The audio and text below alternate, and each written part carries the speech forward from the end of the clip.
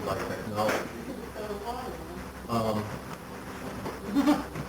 I'm wondering, that raises the question of where the role of fear, greed, ego development, all these individual human emotions, how they fit in the technology,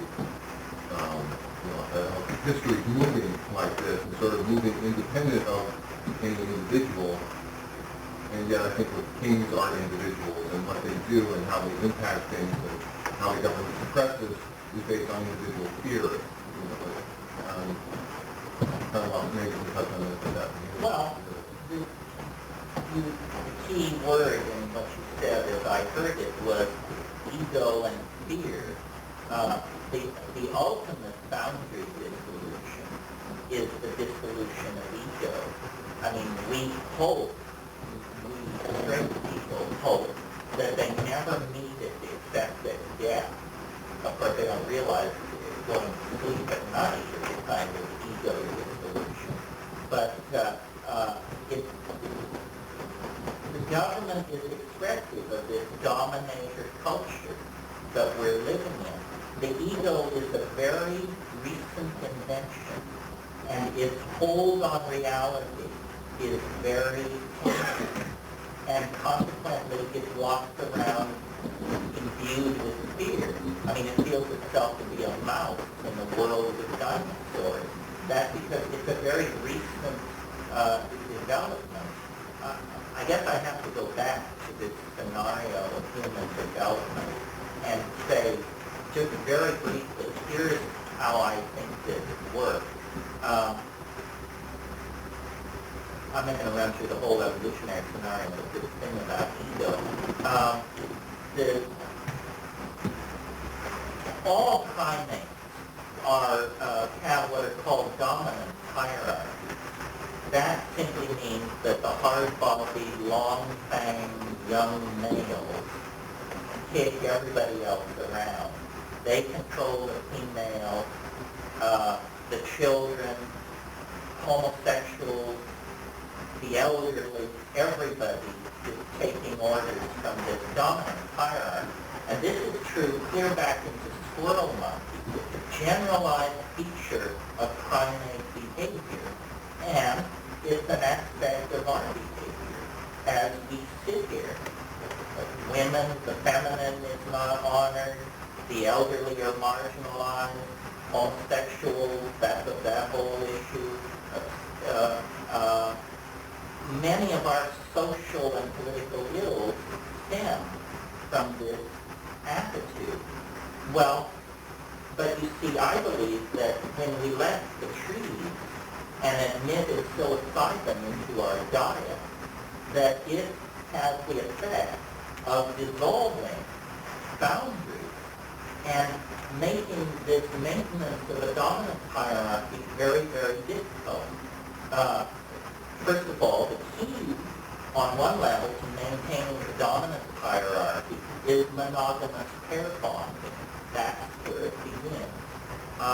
In a society taking a lot of psilocybin, monogamous pair bonding breaks down because of CNS activation and sexual arousal. So in a psilocybin-using culture, there will be a tendency to orgiastic sexual behavior rather than monogamous pair bonding. What that does is it causes an incredible social cohesion, because in an orgiastic society, men cannot trace lines of male paternity. So men's attitude toward children is, these children are all ours. We, the group.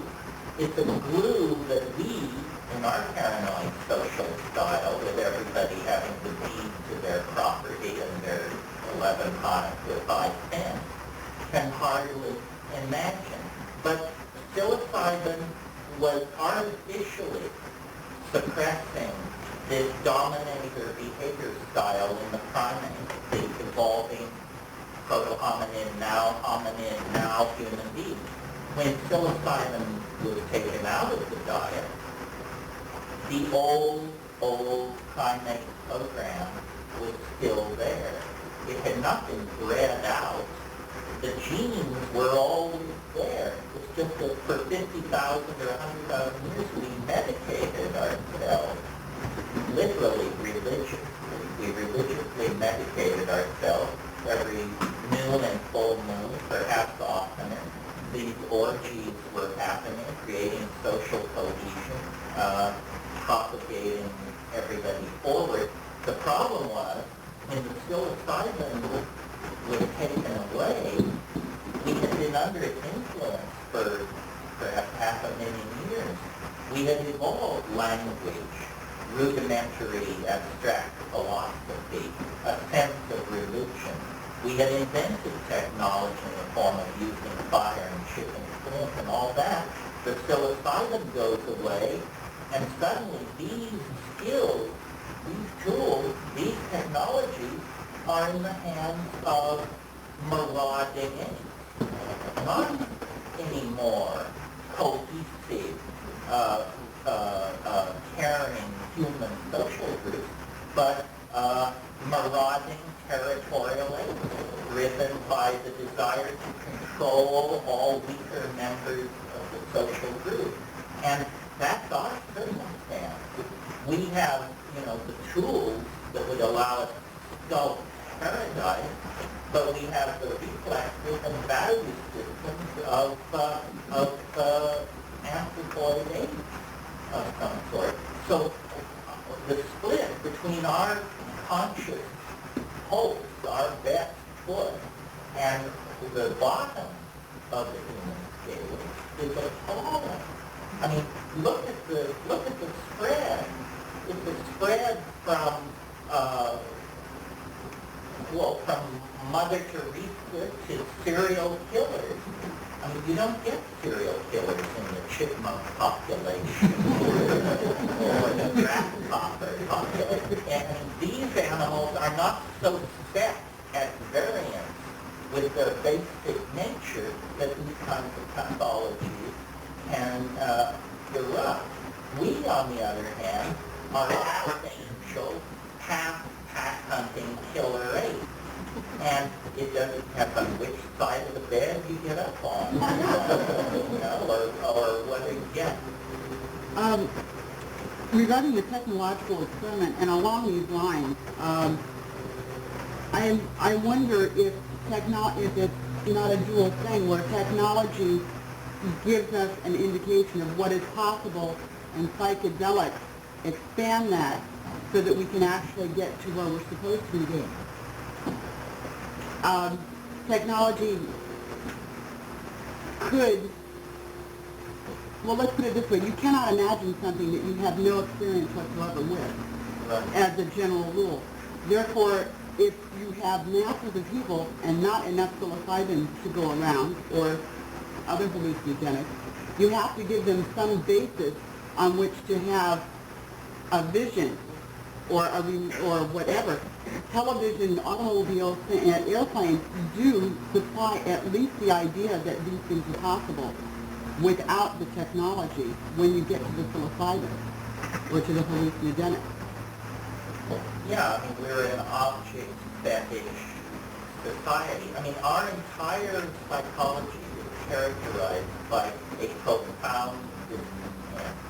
That's what we're about. It doesn't matter. No matter what's going on, after a little while, we get restless and move on. Other animal species are embedded in a kind of world of endless genetic cycling. No fox grows bored with hunting, and yet our thing is a profound dis-ease. And I believe it's because, and slowly forced me to do this whole